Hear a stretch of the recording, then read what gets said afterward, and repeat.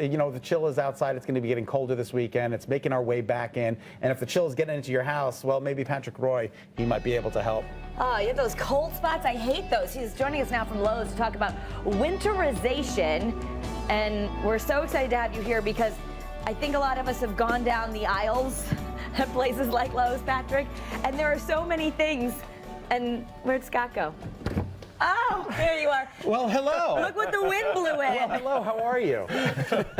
Well, it's good to be back, and you know, all this stuff can really be intimidating. You know, you said it best. So I figured I'd put a couple things together that are easy to be done. Anybody can do them, and they can really save you some money over time. That really works. Absolutely. Yeah. You know, even simply caulking. You know, around your windows, around where the door frames are, there's a lot of air that comes in, and if you could seal that off, even a latex paintable caulk costs you about $2 a tube, and you could just go around. It's paintable. It's going to expand in there, and it's just going to save a lot of time. So you get the caulk gun and you stick the thing in and you just do it. And you just roll it on there. And actually, I will tell you, there is a little bit of trick with caulking. Okay. When you want to do it, you want to hold it at a 45-degree angle. Okay. Before you're done with a line, release the handle, and then just pull it a little farther. Put the tip in, twist it a little bit, and you won't make a mess. It's like when you want it to be perfect on your toothbrush. I love that. Exactly. Yeah. And you could use your Okay. finger or a rag. There's caulking tools that you can make a nice edge on anything. You can even use the back of a flexible plastic spoon where you can just go along and save some money. That's a great idea. One thing, and I got to say, this was brought up by a friend of mine. I live in an old home, and I had a lot of wind coming in around the sash. First of all, one of the biggest things that people don't do every winter is lock the window. Not just that it's closed, but that it's seal. locked. It really does. It really seals it. But you still may have air coming in these sides. One way to actually check for that, a very, very simple way, is to use a piece of incense.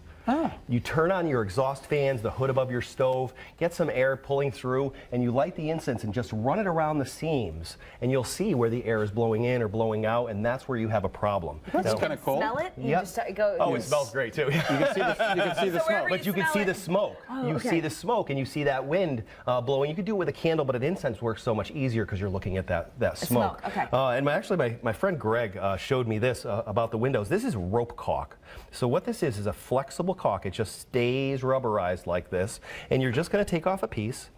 And right where that seal is, where the weather stripping may be gone, you're just going to literally just take this and just push it in. Oh, that's and I do this awesome. every year, and then when you're ready in the spring, you just rip it right off. Now, you can't open the window with that on there? No, this is going to be when you put it in for the winter. Once it's done, it's for the winter. Now, 50% of your heating and cooling is actually, it's 50% of your total energy usage for your house is just through these windows and doors and with your heating, so you really want to pay attention to it. The other thing we were going to show you is a window insulation kit. Now, maybe you have single pane windows, so we have this plastic sheet that's going to go over the top of it, and I know you said that was very intimidating. Well, because I've seen them, and I'm like, I and bet they you never it'll look work, but good. it'll look a mess, and you're saying it doesn't. I'm just going to put this double-sided tape on. Okay, so we're going to learn to do this the right way. Absolutely. Does it come with the double-sided tape, or we should buy that? Nope, there's plenty of it. And I've always found that there's more than enough, so you don't even have to worry about it. Okay. So you're just going to cut off your pieces. Now, I put some other pieces on here first, so we're just going to rip those off. Okay. Oh, I took the tape with it. Yeah, go ahead, Scott. Let me help you here. I'll do the dip. Yep, there you go. Just pull it back. I don't want to take the tape off. Oh. All right. All right. Okay, so once that's all done like that. Okay, so the sticky tape is on there. Yep. Perfect. I think we made a mess, Scott. No, it's okay. We got it. You got it.